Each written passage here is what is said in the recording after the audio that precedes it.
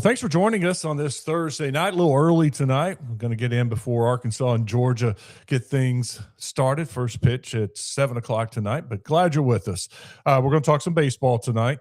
Kevin Bohannon, hogsports.com, will join us. We'll hit on the Razorbacks, the Georgia series, high school baseball. Speaking of high school baseball, we will unveil the More Sports Team of the Week in just a few minutes. So a very busy show tonight. In fact, let's just get right into it. I want to thank Centennial Bank real quick. They got the ticker for you, some numbers from Arkansas's victory over Pine Bluff, UAPB, trying to add to it and add to that winning streak later tonight. Strength, consistency, and a commitment to building trust. That is Centennial Bank for generations. Arkansans have relied on Centennial Bank for steady guidance, local decision-making, and financial solutions that stand the test of time.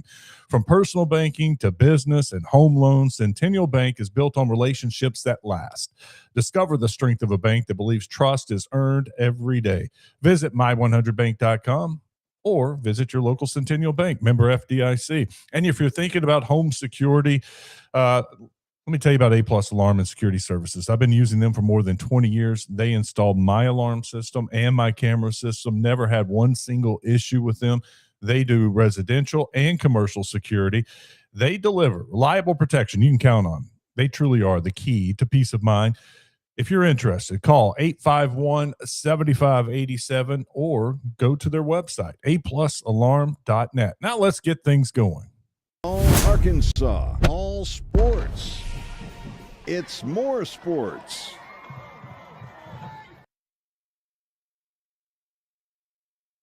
Man, and talk a little Razorback baseball, some Razorback sports, and some high school sports. What's up, K-Bo? How are you? Hey, doing good, Wes. Getting ready for a fun-filled weekend in Fayetteville for sure. Isn't it amazing how things have changed in just 1 week? I mean, a week ago, fans were wondering if this was the worst team Dave Van Horn has had in the last decade, if they were even going to make the postseason. And now all of a sudden I saw a poll on social media a few minutes ago. It was like, what happens this weekend? And it's like 85% think Arkansas is going to win the series, and the other 15% think they're going to sweep. Yeah. Yeah, if you would have told me Arkansas would have swept Alabama last weekend on the road with everything Alabama had going for them, I would have either had your head checked or gotten your lottery numbers, because I don't think anybody saw that coming. Now, the hope is the players on Arkansas's roster saw that coming. I even, made the comment like this team is playing bad. Does that mean it's a bad team? Not necessarily. They have talented players, but they weren't playing well. I mean, you saw it in the first few innings. They'd make an error. They didn't really have a hit, couldn't really get anything going, but they hung in there and they showed a lot of grind. So the thing that changed from pre-Alabama to as we approach Georgia and as the Razorbacks approach Georgia, they're playing for each other, and they have bought into the identity that they're going to be a team that just grinds it out and puts pressure on you. They put pressure on an Alabama defense that was not good. Crimson Tide came in with a 965 fielding percentage, and Arkansas put pressure on them. They didn't strike out as much last weekend. I think they only struck out 23 times in the series. That's a little less than 8 a game. That's good in the SEC. That means that you're putting the ball in play, and good things happen when you put the ball in play. Kuhio Aloy made adjustments. He's had back-to-back 3-hit games now going back to last weekend, and all 3 of his hits on Tuesday night in North Little Rock were either up the middle or to the right side of the field. For the 2 weeks prior to Alabama, he could not touch the outer third, Wes. He could not get to that pitch because of how his swing path. So he made an adjustment, made an approach. TJ Pompey had a good series. He was SEC Player of the Week. 6 hits, 10 RBIs, 2 home runs. Everybody knows the stats by now. But it was the pitching staff that really gave Arkansas a chance last weekend. When they got behind all 3 games, but the pitching staff kept them in it to where the offense could get rolling. Obviously, in game 1, they had the 6-run 8th inning. Game 2, they scored 11 runs in the last 3 innings, and then they scored a run in the 6th, 7th, and 8th inning to come back on Sunday. So as long as your pitching staff and that retooled rotation can get going, they have a shot this weekend. there for a while, Kevin, it was just a perfect storm. They weren't pitching well. The bullpen started struggling, which was odd. They weren't hitting, and honestly, because of some of because since they were hitting, Dave Van Horn was sacrificing fielding, and they were making mistakes in the field. So it was just you're right. They were just playing bad. I mean, but I didn't think they were a bad team. They were just not playing right, and all of a sudden, baseball's funny. It's all it takes, and all of a sudden, it turns it around. And now it's how far can they keep this going? How long can this win streak be, stretch out to? I was looking at Georgia. They're 3-2 in game ones of their SEC series. They're 5-0 in game two, and then they're 3-2 in game three. I don't know what they got going in game two, but it's working for Georgia so far in the SEC. Yeah, and a lot of that has to do with their offense. They've got 6 guys with 10 or more home runs. Their catcher, Daniel Jackson, has 16 home runs, 52 RBIs. Trey Phelps is leading the SEC in hitting at 392. The top 3 hitters in the SEC by average are on the Georgia Bulldogs. Ryan Black at second base is, projected top round draft pick. So they've got a lot of talent on that team. They put pressure on teams by knocking the ball all over the yard. They've been outscoring people all year long. I know people say that's an Captain Obvious statement, but they don't mind getting into slugfest. Arkansas can't do that this year. They could have last year.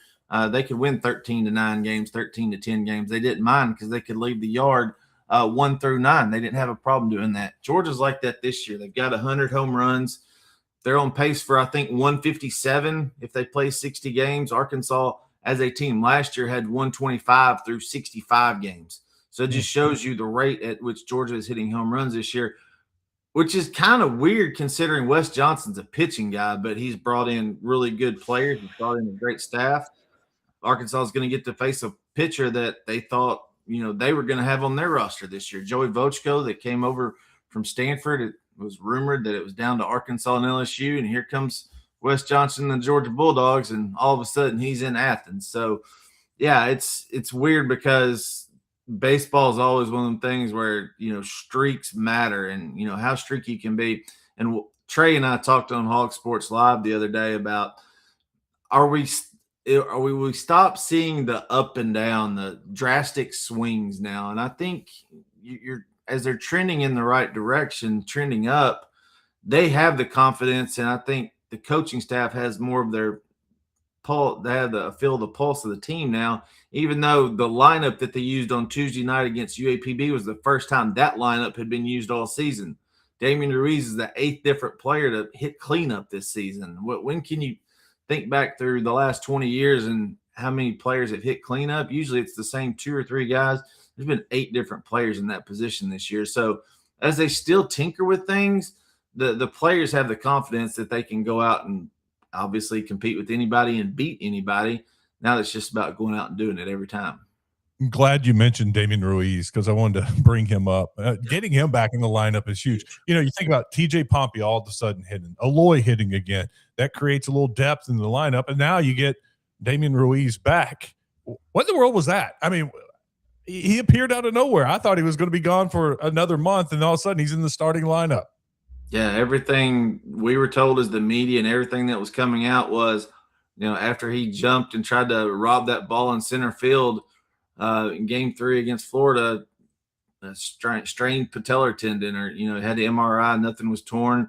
But when he popped in the lineup last weekend, I was like, well, I guess Ruiz is not out a month. He was only out for a couple of weeks. So he's that trigger. He's that catalyst that has a lot of experience, comes over from Lamar in the transfer portal last season, and he's just a gamer. He's one of those guys that just gets it. He goes out there, does his job, not too flashy, not too showy, just wants to go out there and work. I think that's the, moniker of this team is they're going to get down and work.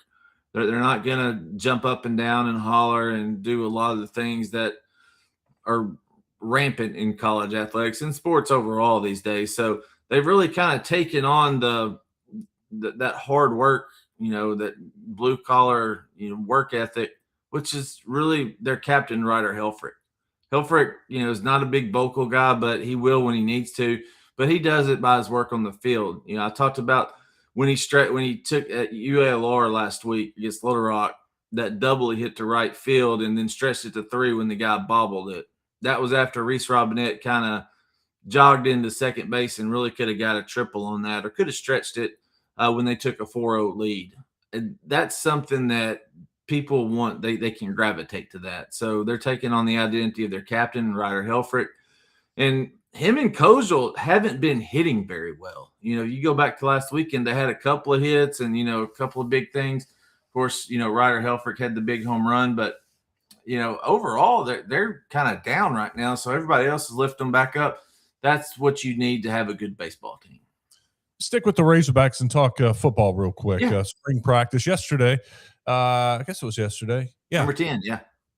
We got to talk special teams, and I am encouraged about some of the punt returners and kick returners that they have back there, and I am hopeful that they're going to have some special moments in special teams when it comes to punt return. Kick return, it's kind of hit and miss because the kickers now are just putting it into the end zone, but I feel like maybe we can see some punt returns this season.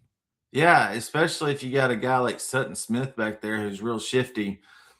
I know Arkansas fans were really excited last year, with Sharp was back there, considering he was an All-American punt returner.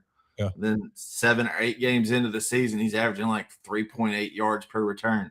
I'm doing special teams keys to victory every week, and I'm looking at the specialists, and it's, 12 returns for 42 yards. And I'm like, this is terrible.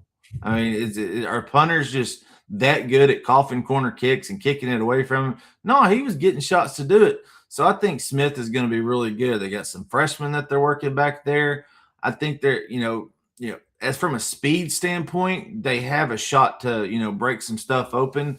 Even, some young guys like, Tay Lockett working back there. He had a good scrimmage last weekend. He had an interception during the game during the practice on Wednesday. He picked off KJ Jackson. So they've got a lot of options back there, and that's a good thing. And I'm already a big fan of Coach Lunsford. I've gotten to talk with him and interact with him a little bit. He brings a lot of energy, and he brings a lot of experience as well, not just in the Southeast Conference and in the South. Head football coach. So when you got a guy like that really emphasizes special teams as a head coach, and now he's a coordinator, that's what you really want in somebody that can bring a little added element to a Coach Silverfield's staff. And this coaching staff seems to – he's got a lot of the right pieces, even though he had to lose 2 or 3 of them because they got hired. That's the kind of coaching staff you want. You want other teams to be able to come in and pluck them out, not get rid of them by firing them. So far, so good right there. I really like what I'm seeing out of the special teams. And the kickers, in the scrimmages, they've done pretty good. All right, let's talk high school baseball, Cabo. We had our More Sports Player of the Week yesterday with Gavin Mormon from Maumelle. Here in a few minutes, we're going to unveil the Team of the Week. What do we got coming up in high school baseball? Anything big happening? Yeah, next Tuesday, April 21st is going to be 2 big series that are going to decide conference championships. In Class 4A, the 5 North, you're going to have Pulaski Academy, Denny Tipton. Of course, you had Major Jackson on here as a More Sports Player of the Week a couple of weeks ago. They're playing really good baseball right now. Only a couple of losses on the season. They're going to face off against Joe T. Robinson. Both of those teams are undefeated in conference play. They're number 1 and 3 in the state in Class 4A in the Arkansas Sports Media Poll. So that's going to decide that conference. And it's critical because that's going to decide district seeding, going into a regional tournament. If you're that 1 seed, you're going to get the 4 seed from the 4A5 South. That's the weaker of the 2 conferences going into that regional. There's a good bet that all 4 teams from that 4A5 North will make it to the state tournament out of that region. But Joe T. Robinson, they're getting healthy at the right time, so I think that'll be a really good matchup in Central Arkansas. And then Northeast Arkansas, you got the clash of the top 2 teams in Class 5A with Valley View. Their only loss this season to Millard North out of Nebraska. That was over spring break. And then they get to play Greene County Tech. Greene County Tech is 21-1 on the season. Both teams are 8-0 in conference play. Greene County Tech's doing it with a lot of young guys. They've got a sophomore, Brooks Robinson, that's leading them on the mound. He's 6'3", 190. Derek Runyon out of the leadoff spot, leading the team in stolen bases, on base percentage. One of my best friends growing up, Andy Runyon, that's his son. Derek's a middle infielder, not a catcher, but he's getting it done. And then Cannon Ring's going to Little Rock next year as a catcher. He's leading the team in RBIs. I think he has 34 on the year right now. Runs scored. So it should be a really good contest. 61, it's either 61 or 63 games in a row that Valley View has won in conference play dating back 4 or 5 years. So there's a lot on the line next week in Northeast Arkansas. It's really looking forward to getting up there and watching those two teams get after it. Be a fun day for you. Your birthday also, by the way. Yeah. And I hope you have a great birthday. And Appreciate it. We'll talk to you next week about those games, I'm sure. Yeah, looking forward to it. It's going to be a lot of fun. Hope the weather, fingers crossed, the weather stays. You got a little rain coming through. It rained last night here in Central Arkansas, but it won't keep us off the golf course on Friday. So I'm looking forward to a great weekend. Strength isn't built by chance. It's built step by step, choice by choice. At Centennial Bank, we believe it's the everyday actions, done with care, done consistently, that lay the foundation for something greater. That's how we build trust. That's how we build strength. Let us help you create a strong financial game plan. When we work together, we win together. Centennial Bank, member FDIC.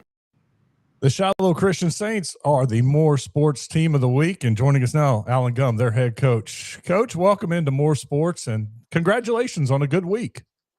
Well, thank you. I appreciate that, and thanks for having me on and talking high school baseball. Appreciate it. You bet. Your Saints are on another 10-game winning streak. What do you like about the way your guys are playing right now? Well, when you're pitching well, you like that, and we're pitching really well. And Coach Tice, our pitching coach, has done a tremendous job. And I think just the mindset is they're just working to get a little bit better each day. And working hard for their teammates, and that's what I'm seeing. And that's what I like seeing from them. I like your non-conference too. You've stepped up. It's like a challenging schedule. Why do you do that?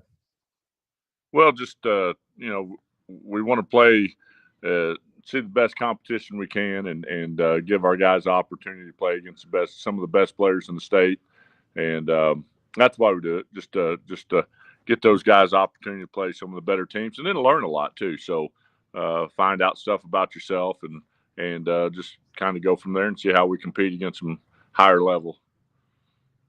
Pitching well, but what about at the plate? Last year, your team, I think, scored around 10 runs a game. How are you doing this year? At times, very similar. Last night we had a tough one.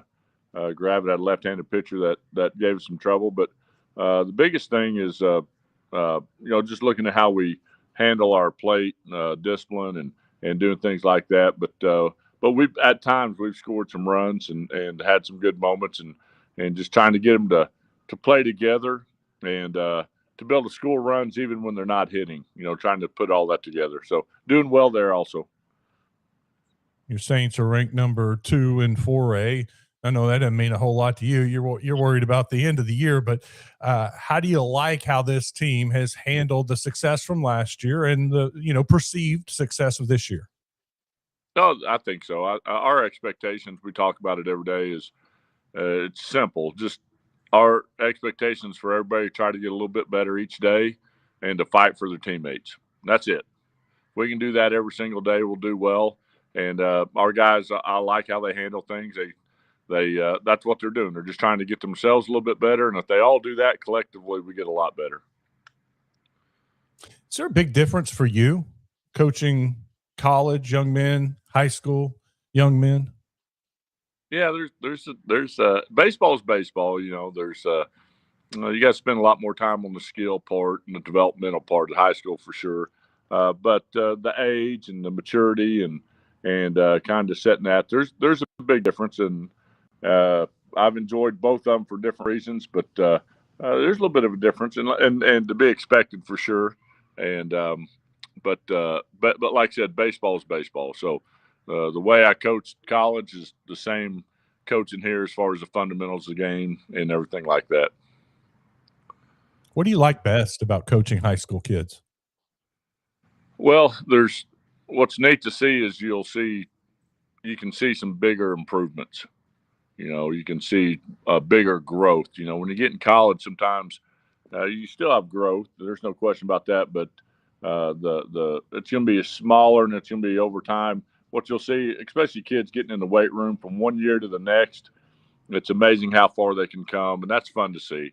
And just seeing, especially when younger guys in a couple of years, and you look, man, they've come a long way in a couple of years, and I really enjoy seeing that. After a deep run last year, is the goal to take it further, get into that championship game, win that championship? Oh, that's that's ultimately the goal. As far as that's what we want to do. That's what everybody wants to do. And as far as that goes, but like I said, our expectations are those things will take care of themselves if we're getting better as the year goes on. And I think that's every team that, there's several teams and really good coaching, really good teams in the state that'll have that opportunity also. And it's just the ones that continue to get a little bit better. And, as well as this, especially when you're high school baseball and it's a one game elimination and you got to have a break go your way. But it comes down to, really playing well at the end of the year and getting better at the end of the year. Who are some of your guys, some of your leaders that we need to know? Well, our leadoff hitter, Chandler Kemp, he's led off for us the last 2 years, but he's an explosive player that can get some things going for sure. He leads it all for us, and then we've had just good production also out of Xander Salter.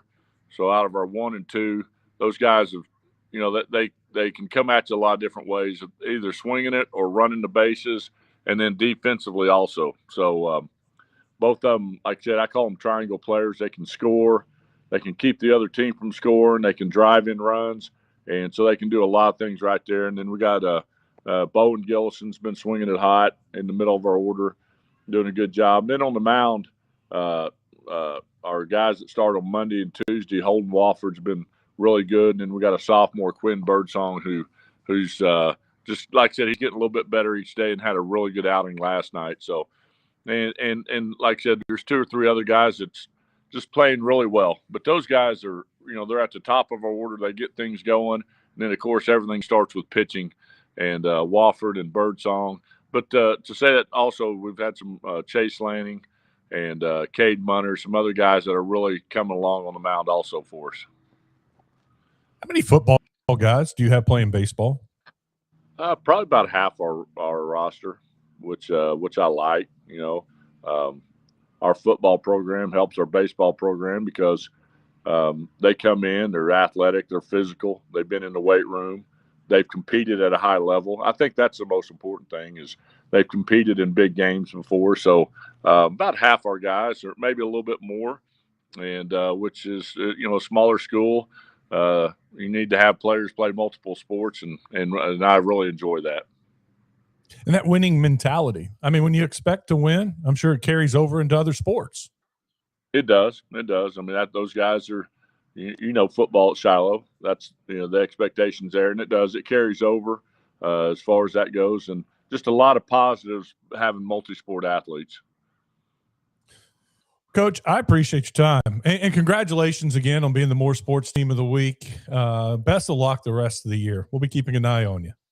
Hey, I appreciate it, and thanks for covering high school baseball. One thing you're talking about from college to high school, one thing I've realized, there's a lot of really good coaches and a lot of really good programs in the state and a lot of really good players, and it's great to see you guys highlight high school baseball. Appreciate it. Great to catch up with Coach Gum, and it's awesome to see he's doing really well at Shiloh Christian. Baseball tonight. I mean, we were getting set. First pitch for Arkansas and Georgia just minutes away. I was just checking out Bet Saracen. Georgia is minus 1.5 on the run line for plus 145. Arkansas is getting a run and a half, but it's minus 190. Not great money there. Money line, if you just want to do money line, Arkansas is minus 125.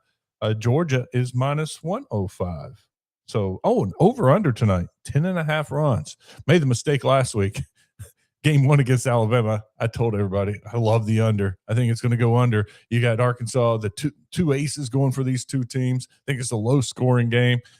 Did not see Arkansas busting out for 6 runs in the 8th inning and then pushing that total easily over.